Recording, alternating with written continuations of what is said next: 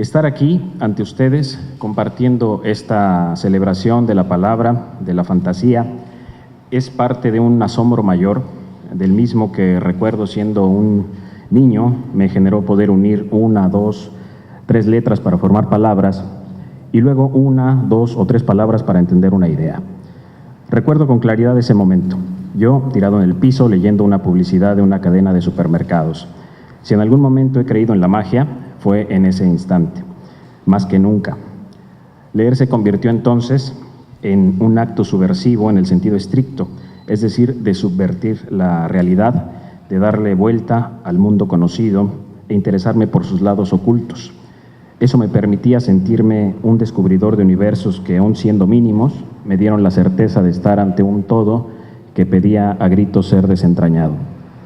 La segunda parte de ese asombro lo entendí en la adolescencia, cuando, dotado ya de las herramientas de alfabetización y de escritura, empecé a imitar a quienes escribían, más por un impulso azorado que por una convicción intelectual. Y cómo no querer imitar páginas, personajes y tramas de creadores que han inventado jardines de senderos que se bifurcan, hombres que amanecen convertidos en bichos, islas que albergan tesoros, tipos que vomitan conejitos desde algún apartamento en la calle Suipacha de Buenos Aires, o muertos que viven habiendo muerto muchos años atrás. Después de ese impulso por imitar esas páginas asombrosas, empecé a cuestionarme cuál sería la forma adecuada de hacerlo, el vehículo que me facilitaría perpetrar el hecho de la fantasía. En mi caso, el vehículo siempre ha sido el cuento, acaso por falta de energía para emprender alientos mayores, o tal vez por falta de talento para incursionar en alientos sublimes. También debo atribuirlo, creo, a que mis mayores asombros y admiraciones se despertaron con Jorge Luis Borges, Julio Cortázar, uno de los grandes culpables de incitarme a escribir, Horacio Quiroga, Juan Rulfo y Juan José Arreola, los primeros en la lista, casualmente todos latinoamericanos. Después unos libros me llevaron a otros, como a todos nos sucede, y vino la expansión de miras con Catherine Mansfield, Patricia Highsmith, Marguerite Yourcenar, Raymond Carver, Truman Capote, Salinger, Edgar Allan Poe, así como las tradiciones de otras latitudes, la europea y la oriental, por ejemplo. Mención especial merecen los asombros nacionales que terminaron por convencerme de que el cuento era un territorio atractivo, no digo que fácilmente habitable, pero sí un predio amplísimo donde buscar, aunque parezca contradictorio, refugio y tránsito permanente. Y me honra de una manera sin adjetivo obtener un premio nacional de cuento que lleva el nombre de una de esas cuentistas nacionales que consolidaron el perfil del relato en México, Beatriz Espejo, poseedora de una técnica envidiable y férrea, creativa y clara.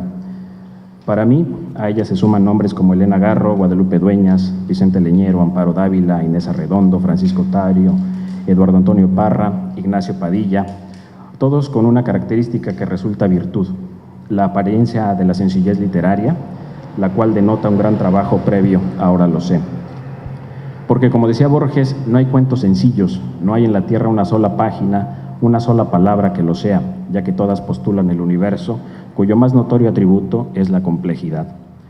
De esto sabe la doctora Espejo, quien en la presentación de sus cuentos reunidos editados por el Fondo de Cultura Económica en 2004, nos revela mucho en pocas palabras, una clase magistral platicada, y nos comparte su visión de los cuentos, los cuales, nos dice, abarcan poco y aprietan mucho, imponen leyes difíciles de cumplir, desechan sin el menor remordimiento todo lo inservible a sus propósitos y se ufanan de que las cosas complicadas parezcan fáciles.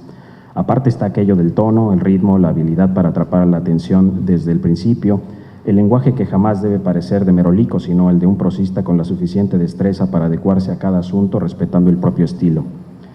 Aunque la doctora Espejo es consciente de todo el trabajo que implica la creación de un buen cuento, admite también en esas páginas que la fortuna juega un papel importante para conseguirlo.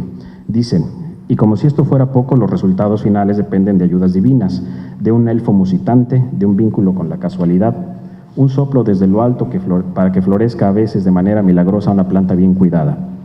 Y esas afortunadas ayudas deben encontrarnos escribiendo, sin duda. Entonces la creación se vuelve una labor que exige a quien escribe un compromiso vital, se convierte casi en un motivo para no morirse.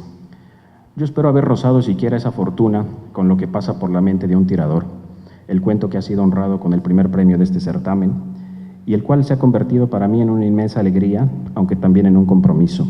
Y llega a mí, o yo a él, en un muy buen momento por mi circunstancia personal y profesional.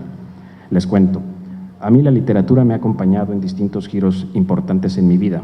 El más reciente, separarme de mi trabajo como promotor cultural en el Fondo de Cultura Económica, esa gran institución de los mexicanos tan noble y necesaria, con el fin de dedicar más tiempo a la escritura. Renunciar al fondo, pero si está en tu ADN, me cuestionaba una voz muy cercana al enterarse de mi decisión, tras 9 años de trabajo ininterrumpido en el fondo, que más que mi segundo hogar se había convertido en el sitio central de mi energía y de mi tiempo. Es invariable que cuando tomamos decisiones, cuando elegimos, discriminemos opciones y renunciemos a algo. Yo renuncié a esa editorial eligiendo dedicarle más tiempo a escribir, a dar forma a un proyecto literario que este premio, hoy, impulsa anímicamente sobremanera. A ello se debe que en los días recientes sea común escucharme ser parte del siguiente diálogo. Oye, ¿y tú a qué te dedicas? Soy escritor. Sí, ya sé que eres escritor, pero ¿en qué trabajas? ¿De qué vives? Ah, de milagro, la mayoría de las veces. Y dicho diálogo lo hallé en un cuento de Agustín Monreal, en el primer relato de un libro con título envidiable, La banda de los enanos calvos. Monreal, otro meridano célebre y gran cuentista, de quien además de aprender esta manera de sortear los cuestionamientos recientes acerca de mis suministros económicos, he aprendido a disfrutar entre sus páginas horas de lectura inigualables. Y parte de ese asombro del que les hablaba al principio